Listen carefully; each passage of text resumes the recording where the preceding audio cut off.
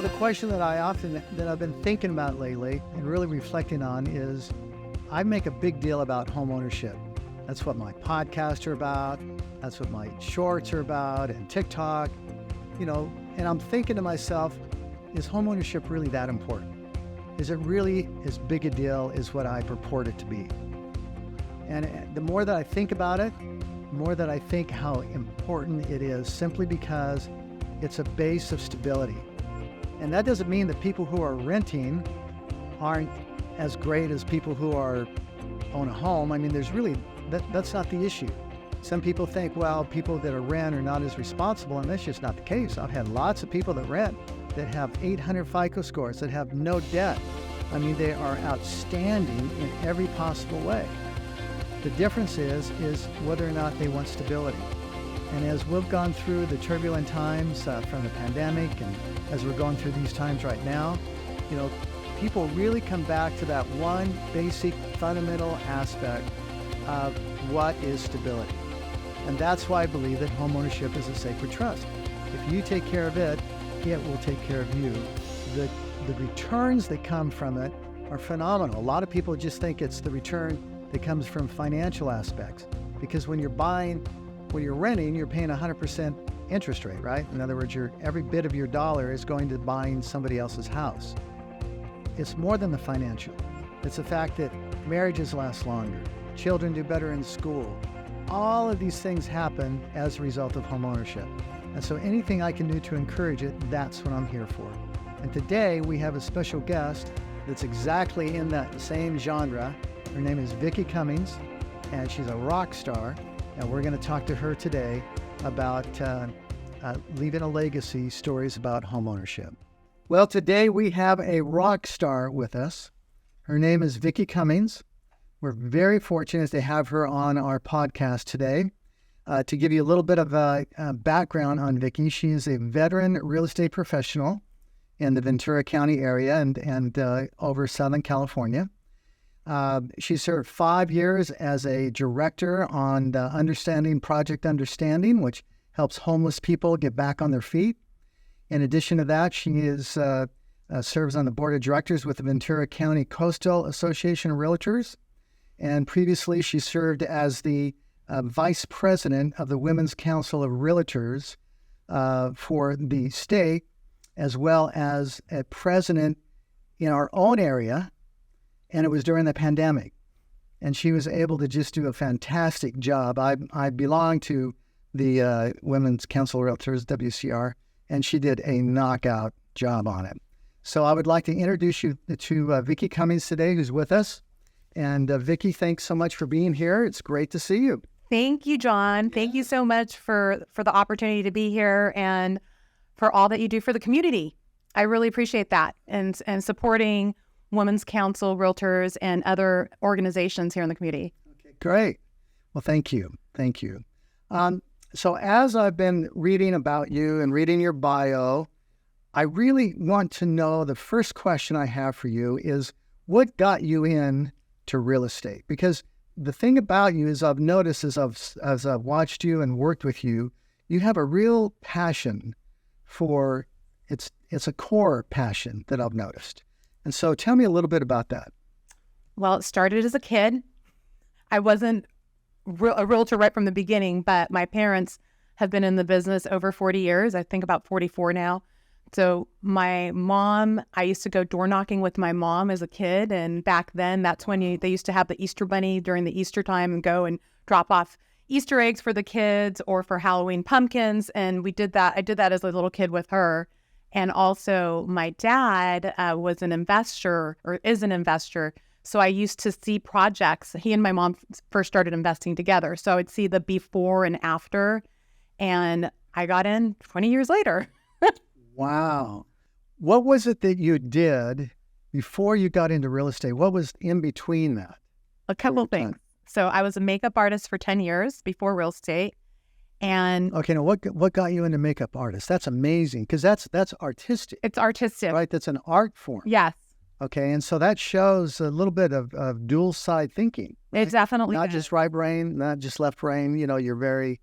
I was a singer at one point, So I went from singing and then to makeup artistry. I always had a passion for the arts and I've been very creative with that. And that's why my parents joke around saying I went from the beauty business to the brain business because from selling lipsticks to homes is a pretty big difference. So where did the singing come from? Where did the interest in that come from? I used to do it as a kid a lot. And then back in the day, many years ago, one of my aunts in Mexico was a singer. Very good. Yeah. Okay, so the thing that I'm really interested in, I got two questions for you, probably more now, but two right now, is that you grew up in an environment where your parents were very successful. They were doing a lot of investing. I would assume that they were pretty well financially. They were doing okay with that. And what I thought was interesting in your bio that I was reading is that you have a passion, and when you were young, you basically said you saw children who didn't have the things that you had, and you really wanted them to have a home. You saw that there was a need there.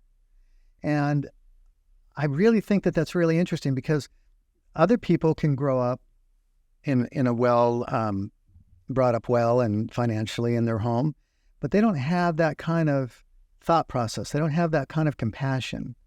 And so I'm really interested where do you think that comes from?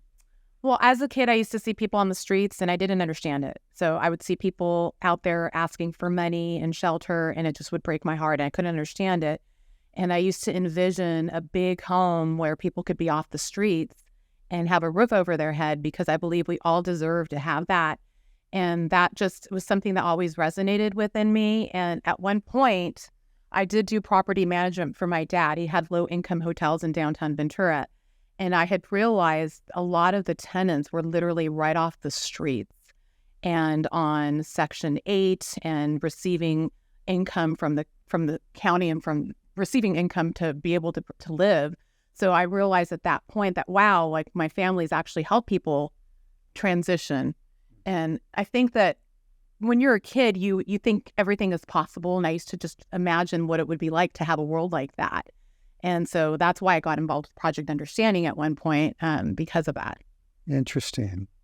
And was there anything in your youth that happened that would have caused you to become more compassionate, more?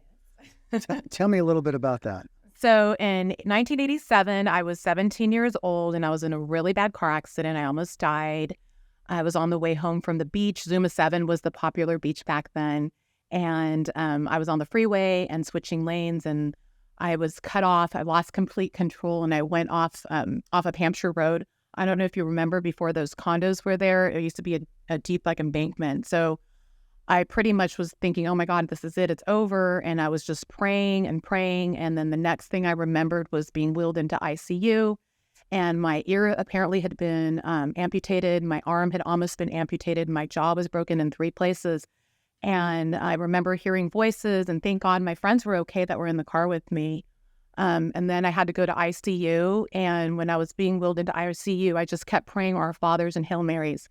So since then, I've always known that I was left here for a reason. And that I think is what has always gotten me to seek what kind of difference and contribution can I make in this world? Because life is short and we never know. Right. That's really amazing. I read an article the other day that talked about the idea that if there's a way that you can die and not actually die, but have that experience of almost dying, it can really change your life. And it seems like that's what that's done.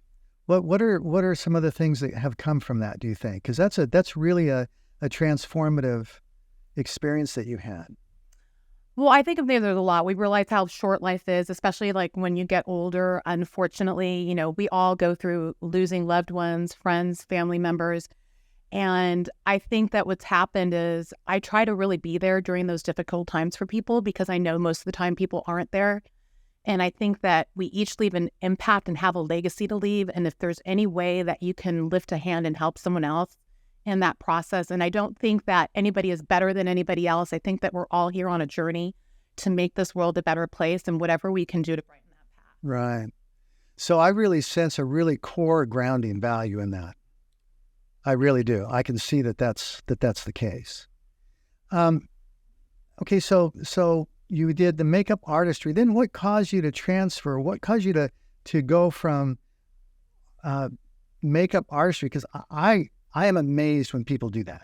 I really am. I've been on TVs and things like that, and I've been, made up, and I'm just amazed at how creative and how meticulous that process is.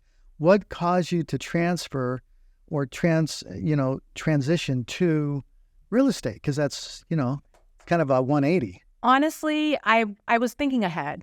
I really was. I've seen so many people in life that their parents work really hard for everything that they acquire later on. Mm-hmm. And I didn't want to be one of those kids that blows everything that their family worked hard for. I wanted to know the business. I wanted to know every side of the business. That's what originally got me in. I wanted to earn it. So I'm not one of those kids that's a trust fund baby that give me everything. No, I want to know every part of the business. So that's why, the investing part, the property management part, unfortunately, doing all the things that I've done with the family and on my own, just being a part of that. But I just wanted to be smart, and I wanted to leave a legacy however I can for my family or whatever they've worked hard for to really continue on. That's what really got me to say, you know what, this is a family business that we each have a mission here, and I wanted to make sure to continue. And so going back to that is really amazing. So you wanted to be able to make a real contribution. And going back to the makeup artist, because I'm really kind of intrigued on that. What did you learn from that you use today? What did you pick up when you were in doing that work? Because the way that it segued into your desire to really be a powerhouse for your family, I think there might have been something there with that. I love makeup and art and fun creativity. And to me, I feel that it helps in business because you don't think like the typical business mind. I get really creative, and I love being able to have a voice whenever, and people appreciate that, because a lot of times people are so focused on the business at hand that they're just seeing A, B, C, D. They're not seeing, oh, maybe there's some color to this. So I believe that really enhances the business side of it as well, and that it helps you be well-versed. Okay. All right, good. Yeah. And I think about that. I think about the idea of you being able to make the contribution, and you do it in a really classy way that I've noticed. And so there's a lot of what I'm really sensing from reading your bio and speaking with you is I'm really sensing that there's a core value that says it doesn't matter how much I'm going to make. I'm going to do everything I can to preserve our legacy and to help other people along the way. And I think that your experiences really talk to that. So let me ask you another question. The other question I wanted to really zero in on a little bit is that you have a real drive for success. You have a drive that seems to be a drive that is helping people while you're going along the way, right? And so where do you think your drive comes from? Because you've got a lot of drive and a lot of energy. Where do you think that comes from? At first, I didn't know. I was like, what is wrong with me? Why am I like this? And at the same time, then later in life, I got to realize I believe it's because of both of my parents have that drive, and they're both so driven. And I feel that I like to know that I've earned it and that I can help others. And so to me, it's just pushing yourself to the limits, because in life, there's always another next level. Right when you think you're at the top, there's another level. I mean, you are like the people you surround yourself with. And if you're the best in the group, there's no time for growth. There's no place to grow. Right. And my faith is extremely important to me. I mean, I started a virtual Bible study during the pandemic that still is going right now. And I think it's a combination of all that. So where do you think that when we talk about the drive, when we talk about your desires, it came from, let's go a little bit deeper on that, because there's got to be, what was it that really caused you to want to go the extra mile? Like, give me an example of what you mean when you say, when you're stretched to the limit and then you got to go one more, because that is the true essence of building muscle, right? I mean, that's how we build muscle. we go to the point, and then we just keep going until we build that extra layer. So give me an example of what that would look like. Well, I think that a lot of times, we get in our schedule. We have a schedule that we live by. Some people don't, some do. I'm very schedule oriented. So I'm one of those people that I prospect 3 hours a day, 4 days a week. I have a accountability group that we prospect with. I'm the one woman. And then I've got a realtor out of the Tucson area and then another one out of Seattle. And it's that having that support system and accountability of other like-minded individuals as well. And showing up, because, if you're not showing up, you're not only disappointing yourself, but the other people in the group. And I just feel that it's the work ethic that I have ingrained in me, seeing my parents work so hard.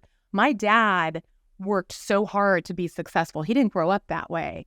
Tell me about that. He was one of 5 boys. My grandfather, he was a detective in Chicago. He served in the military. And my grandmother, she was a secretary. So my dad worked really hard. He used to watch the cowboy movies and say, I want to have a big ranch someday.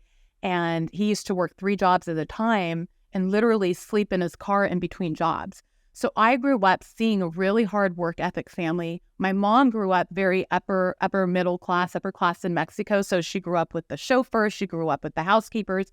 And when my dad first showed up, the family was like, get him out of here. That gringo's going to steal my daughter, because they met in Mexico City. So I got to experience both sides of that, but I know the hard work ethic and the mindset. Think and Grow Rich was my dad's favorite book. Oh, that wonderful. He would always, that's what really motivated him. And to me, I feel like it's that work ethic. It doesn't matter and to this day, my dad is almost 78 years old, and he will follow up with me with business things like people in their 30s don't. I'm like, dang, this is a man at 78 years old that still is good at his follow-up, is good at with communicating in business.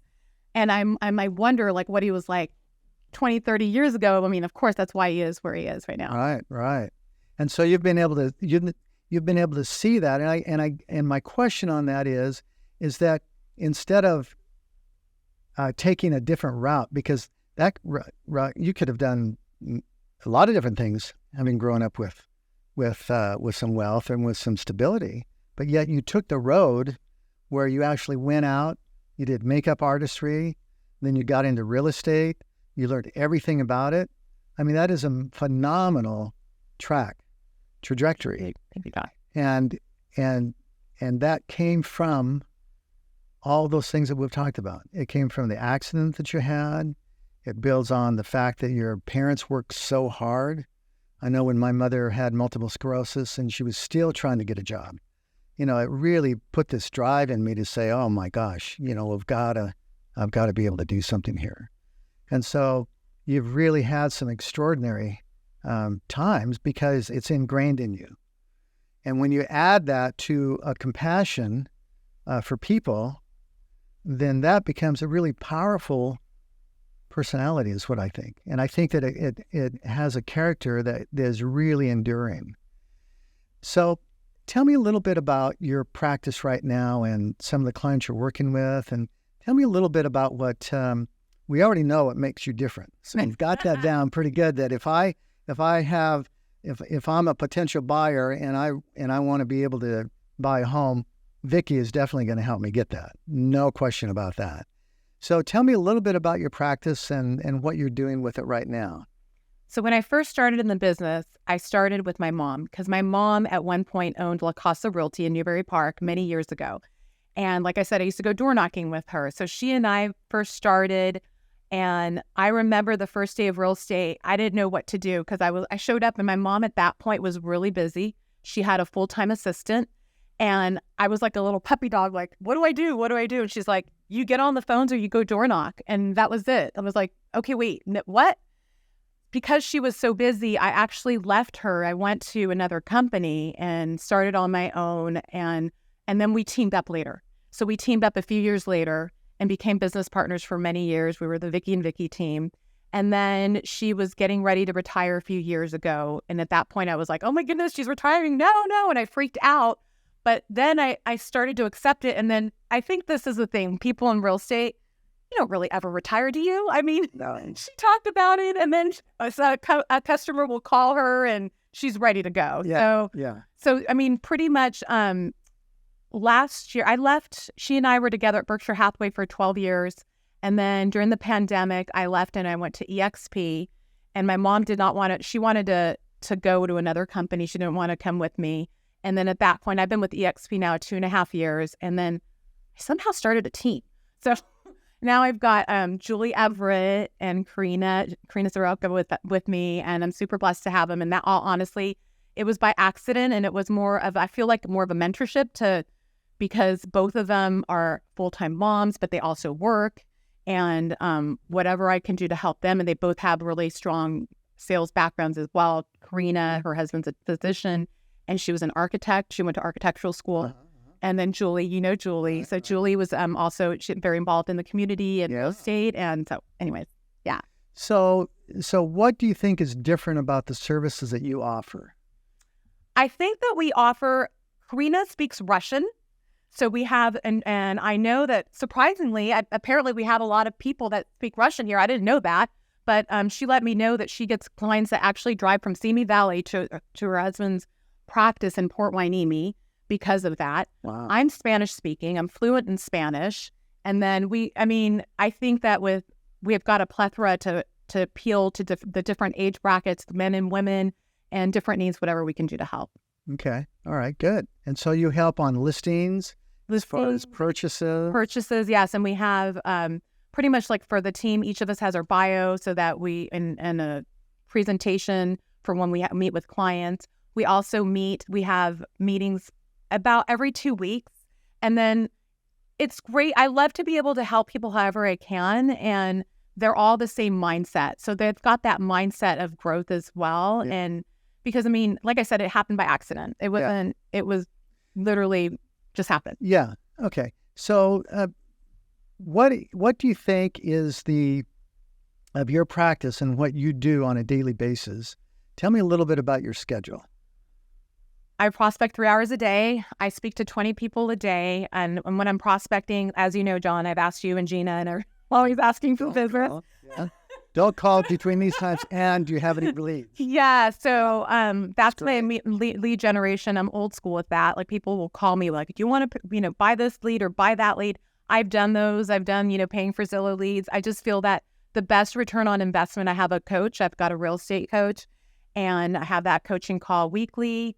And then I also go to all their Mike Ferry conferences. And so that's my schedule is doing that. And then obviously appointments, listing appointment, buyer appointments, and calling past clients, centers of influence. Very good. And today is now we're in June. This is 2023. What would you say to a first-time home buyer? What would you say to someone wanting to get into the market? What's your advice? My advice is do it now. I believe that right now is the time to do it because of the fact, even though the inventory is still very tight, you're not competing with 10, 20, 30 offers like you were during the pandemic purchasing time. Right. So you have a better opportunity to do that right now. Do you think that housing is going to crash? That's something that everybody brings up. Oh yeah, I'm going to wait till the prices go down. Okay, great. You know what? If you're a cash buyer, okay, but most people need loans. Right. So the moment the prices go down, obviously what happens usually, when the prices go down, what happens to the rates? They go up. So why wait? Isn't it about the affordability and what you can afford and your payment? Mm-hmm. And that was a conversation I had with somebody earlier today. Yeah. that's a big deal because people actually think that, but yet here in the area, just in Los Angeles, the prices of homes actually increased this last couple of months. And so there's really people are getting used to the idea of saying, wait a minute, rates are really about where they always have been, maybe a little bit higher, but pretty much where they've always been. And the inventory is tight. And so structurally, it's really tough for prices to go down when you've got demand that's so much greater than supply. And everybody needs a home. And why do you say that? Because we all do. We all need somewhere to live. That's where you're going to be sleeping. That's where you're going to have your family moments, your holidays. We all need that place to call home. But why not be a rental? You can, but why not have it go towards your own mortgage instead of having it go towards the landlord and building on their wealth? Right. Why not build on your own? Right. And have you seen situations where it looked almost impossible at first, but yet you were able to get them into the home? Yes. I love that feeling. Even during the crazy pandemic time when, You weren't competing with 10, 20, 30 offers. I was this one family that was using down payment assistance that they were like literally, I mean, maybe 2% down. It was just minimal. And they were, I mean, we lost out on so many homes. And then when we finally got it, they were so ecstatic. And why was it? It was because of the relationships having with other realtors. And they called me before it went back on the market. And it was a multiple offer situation, but the realtor and I had a relationship. So they contacted me before it went back on and having to go through the whole multiple offer frenzy again. Wow. So I was contacted and, are your clients still interested? Yes. And so it's one of those where. So it's not all about cash offers then. Right. Right. So the skill to be able to get an offer accepted is huge. Huge. And the relationships, I think that's huge. Having those relationships with other realtors in the community and keeping true to your word. Not playing games. There's, unfortunately, like through the previous cycle, there was a lot of horrible things that happened with as we know, with the loans and realtors doing fraudulent things. So no. It's being ethical and doing the right thing for your client. Right. Okay. Very good. Well, Vicky, it has been a honor to have such a rock star with us today that is compassionate and desires to really expand people and to be able to go to the next level. I think it's just wonderful. So thank you so much for being here today. Thank you, John. And I want to share with you that was something that I said to Jeffrey when he was looking for a lender, because he had a lender already. And I said to him, you're going to want to have Mainstreet as your lender. They give back to the community. They do a great job. And he was so thankful. And they did, as you know, it was during the pandemic as well. They paid, I think, $120,000 over asking. They don't regret it. They're super happy with you and our services. So thank you. Well, thank you. They loved working with you. And you. Yeah. And Gina is also Gina Costigan's a big part of us too. She's amazing. Yeah, she is. Love Gina. All right. Thank you so much. Thank you.